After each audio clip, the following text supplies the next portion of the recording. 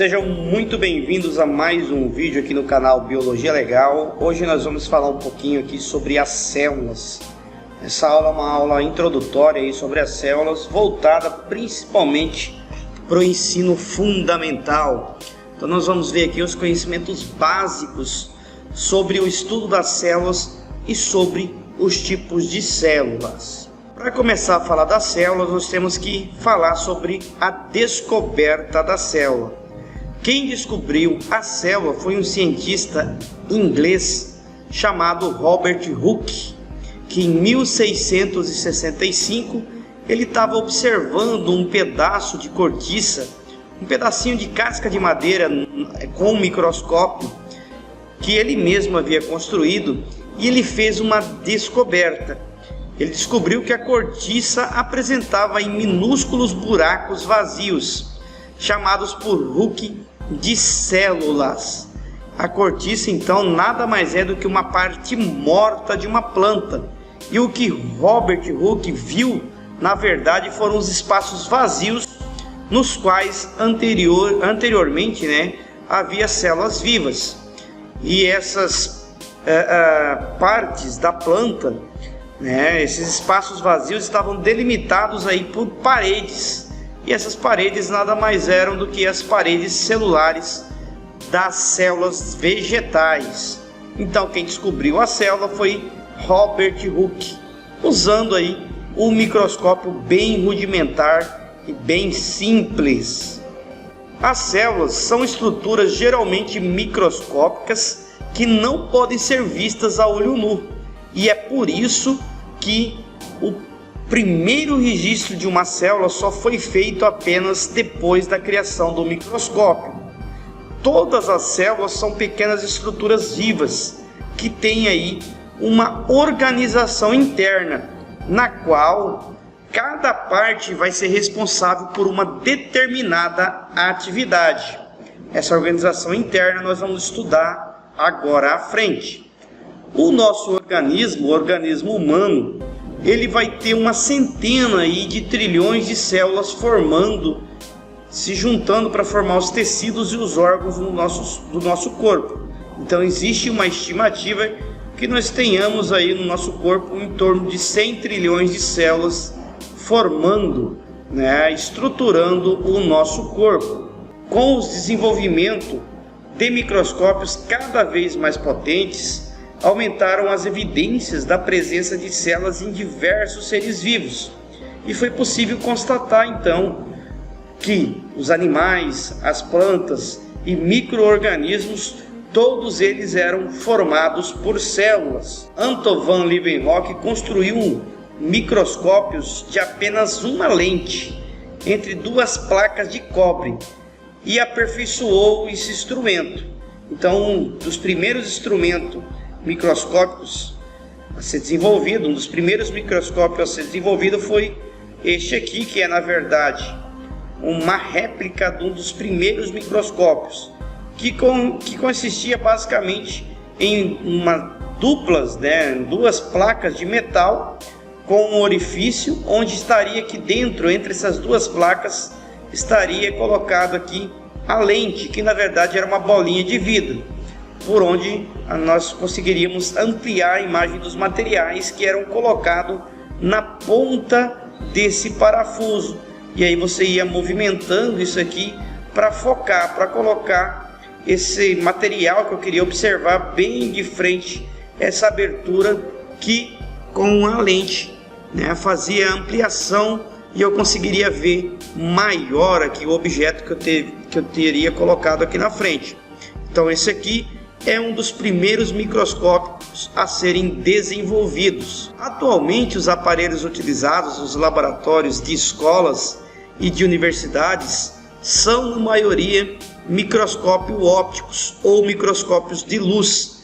Esses microscópios ópticos vão utilizar feixes de luz que vão ser incididos, vão atravessar o material biológico para ser observado, e vai formar a imagem então utilizando a luz.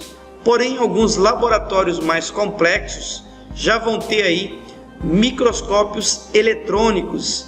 Esses microscópios eletrônicos têm uma ampliação muito maior o que possibilita estudar mais a fundo as estruturas internas das células e inclusive permitiram a descoberta dos vírus, a visualização dos vírus. Então os vírus só foram descobertos após o desenvolvimento do microscópio eletrônico. E esse microscópio eletrônico, então, ele tem um alto poder de visualização, de ampliação, mostrando aqui nesse caso a bactéria Escherichia coli, né, que foi ampliada com feixes de elétrons. Então, nesse caso aqui, a imagem vai ser formada por elétrons que passam através do material biológico, formando a imagem aí num filme fotográfico. Então, aqui nós temos a ampliação de bactérias Escherichia coli feitas ao microscópio eletrônico. Com o passar do tempo, os cientistas foram estudando todos os seres vivos e foram chegando à conclusão que praticamente todos os seres vivos eram formados por células. E aí dois cientistas, um botânico e outro zoólogo, eles desenvolveram uma teoria chamada de teoria celular. Essa teoria celular foi desenvolvida por dois cientistas alemães, Matthias Schleiden e Theodor Schwann. E eles observaram aí, fazendo estudos com o microscópio, e puderam observar que todas as plantas e todos os animais são formados por células. E aí eles desenvolveram a teoria celular, que diz justamente o seguinte: a teoria celular diz que todo ser vivo é formado por célula. Só tem um pequeno detalhe: quando Theodor Schwann e Matthias Schleiden trabalharam com os microscópios, né, observavam aqui essas plantas e os animais, eles ainda não conheciam aí os vírus. Porém, os vírus foram descobertos posteriormente, foram visualizados e estudados posteriormente, e descobriu-se que os vírus não eram formados por células. Porém, essas teorias ainda não foram derrubadas, porque os vírus, mesmo não sendo formados por células, eles, quando estão hospedando, ou seja, quando eles estão dentro de uma célula hospedeira, eles vão atuar e vão usar a maquinária celular para produzir novos vírus. Então, mesmo os vírus não sendo formados por células, eles só vão se comportar como seres vivos quando eles estão dentro de uma célula hospedeira. Por isso, essa teoria celular, ela é mantida até hoje como verdadeira. Então, só relembrando, a teoria celular diz que todo ser vivo é formado por célula. Agora vamos falar um pouquinho sobre a estrutura da célula. Basicamente, todas as células vão ter três partes básicas, três estruturas básicas: a membrana plasmática, o material hereditário e o citoplasma. Então, seja uma célula bacteriana, seja uma célula humana, ou uma célula de uma planta ou de um fungo, todas essas células vão ter em comum essas três partes, essa estrutura básica. Então, a membrana plasmática, ela vai envolver a célula e ela vai controlar a entrada e a saída de materiais. Então, é muito importante anotar as funções aqui da membrana plasmática. Então, ela delimita, ela separa o meio interno do meio externo. Então, ela vai envolver a célula e ela também vai fazer o controle da entrada e da saída de materiais de dentro da célula ou de fora da célula. O material hereditário, ele vai conter as informações para a manifestação das características hereditárias de um ser vivo. E ele encontra-se dentro de uma estrutura chamada núcleo, no caso aí das células eucariontes. Já nas células procariontes, essas células não têm núcleo e o material genético vai estar esparramado no citoplasma, numa estrutura chamada de nucleoide. E o citoplasma é a parte líquida, é formado por um líquido viscoso que vai preencher a célula. O citoplasma é o local onde vão estar as organelas, onde as organelas citoplasmáticas ou organelas celulares vão estar imersas. Essas organelas vão realizar funções específicas dentro da célula, daí o termo organelas. porque essas partes da célula funcionam como se fossem órgãos de um ser vivo, de um organismo, mas na verdade são apenas estruturas celulares. Essa aqui é a estrutura de uma célula eucarionte. Então nós vamos ter aí a membrana plasmática, nós vamos ter o citoplasma e nós vamos ter aqui inúmeras organelas citoplasmáticas. Nós vamos ver mais à frente a função e o nome de cada uma delas. E o núcleo no caso aqui, ele vai ser envolto por uma bicamada membranosa chamada de carioteca, que vai estar envolvendo o material genético. Então, no caso das células eucarióticas, o material genético vai estar dentro do núcleo celular. O núcleo é como se fosse o centro de comando ou centro de controle das atividades celulares. E é também como se fosse um arquivo, uma biblioteca, onde guarda todas as informações hereditárias que uma célula vai transmitir às células filhas ao se reproduzir ou ao se dividir. O núcleo das células que não estão em processo de divisão, elas apresentam um limite bem definido, devido à presença aí da carioteca ou membrana nuclear, que é visível apenas ao microscópio eletrônico. Então aqui nós temos, a imagem do núcleo. Aqui dentro está o DNA, está o material genético, e aqui nós temos a carioteca, que vai envolver, que vai envelopar todo esse material genético. Então essa aqui é a estrutura de um núcleo de uma célula eucarionte que não está em processo de divisão celular. Por quê? Porque no processo de divisão celular, essa carioteca ela é desfeita e os cromossomos vão ficar dispersos no citoplasma. Isso é importante lembrar. Aqui nós temos a estrutura de uma célula eucarionte, mostrando inúmeras organelas, mitocôndrias, por exemplo. Aqui nós temos as mitocôndrias, os complexos de Golgi, os retículos endoplasmáticos liso e rugoso, os centríolos. Então nós vamos ver aqui, isso aqui é uma estrutura de uma célula eucarionte animal. A membrana plasmática, ela vai ser chamada também de plasmalema ou membrana celular, ou ainda ela é chamada de membrana citoplasmática. E ela vai ser formada, ela vai ser constituída de uma fina película lipoproteica que vai estar delimitando o citoplasma de todos os seres vivos, sejam eles eucariontes ou procariontes. Então essa é a estrutura aqui de uma membrana celular. Aqui estão os lipídios, nós vamos ter proteínas e alguns glicolipídios ou açúcares, carboidratos unidos também fazendo parte da formação da membrana celular dos seres vivos. Aqui uma linha do tempo com os cientistas e o que eles fizeram. Então o Robert Hooke, ele observa ao microscópio um tecido vegetal morto, a cortiça. Então foi ele que descobriu aí, observou pela primeira vez uma célula. Depois vem Leeuwenhoek e observa outros micro-organismos. Depois vem Matthias Schleiden e diz que todos os vegetais são feitos ou formados por células. Depois veio Theodor Schwann e diz que todos os animais são formados por células. E depois veio Virchow e diz que toda célula vem de uma outra célula pré-existente.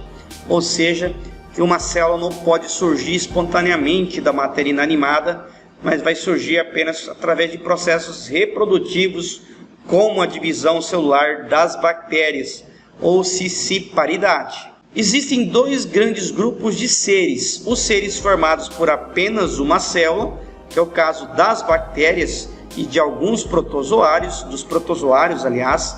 Esses seres são todos formados por apenas uma célula e por isso eles são classificados e são chamados de seres unicelulares. E nós vamos ter também os outros seres vivos formados por mais de uma célula, por múltiplas células.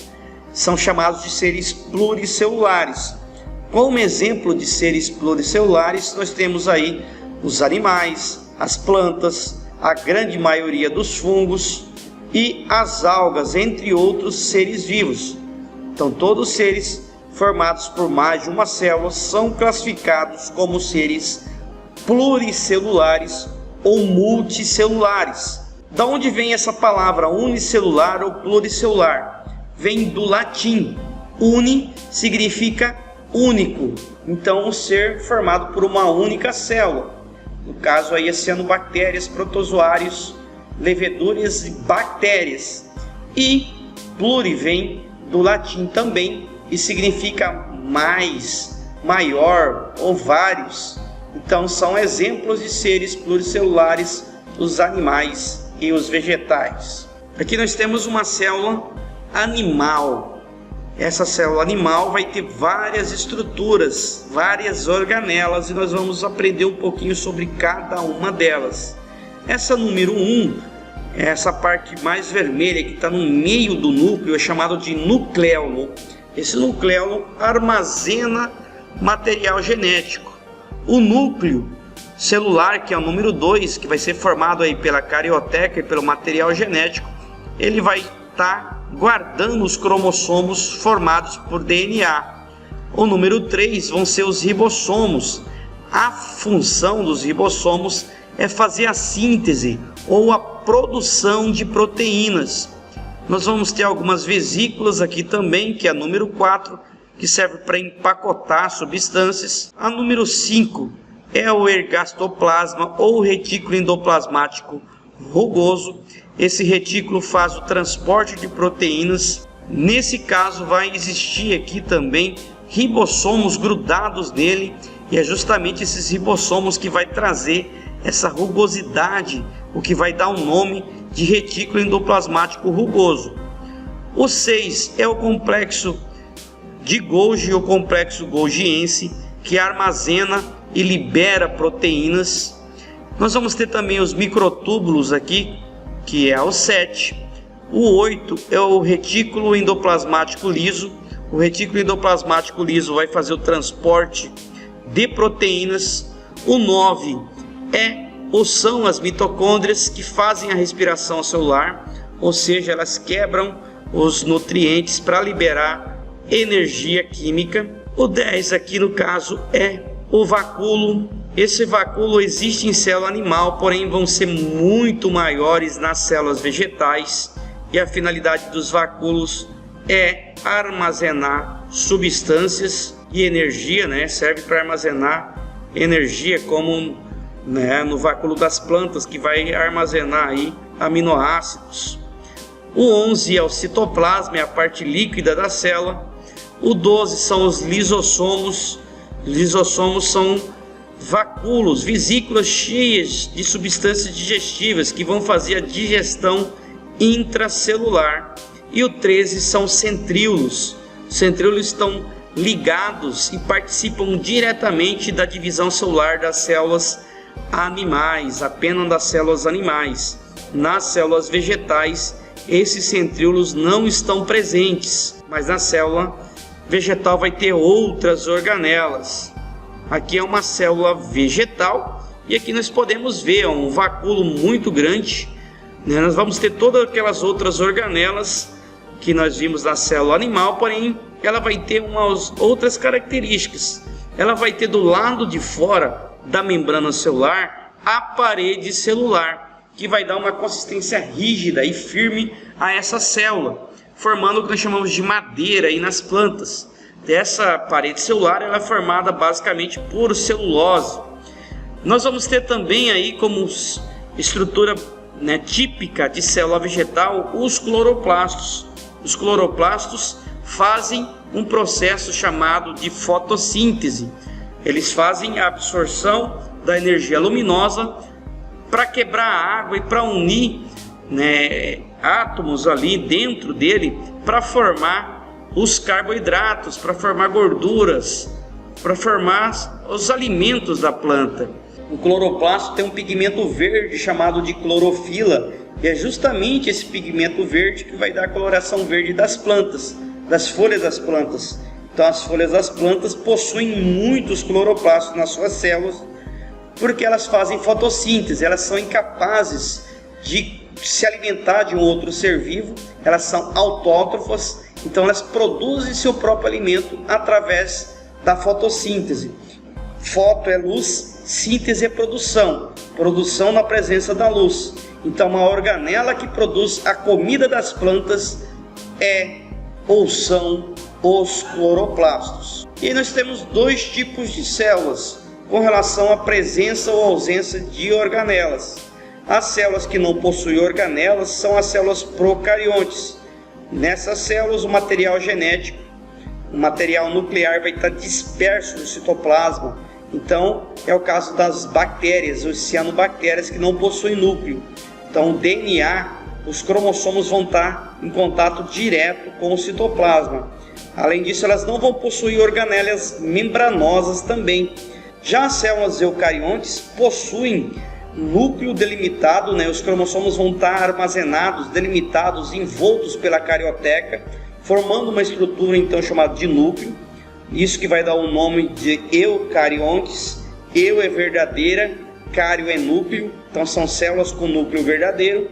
E além disso, as células eucariontes possuem inúmeras organelas membranosas, cada uma delas nós já vimos anteriormente, desempenhando a sua função. E procarionte, o que significa procarionte?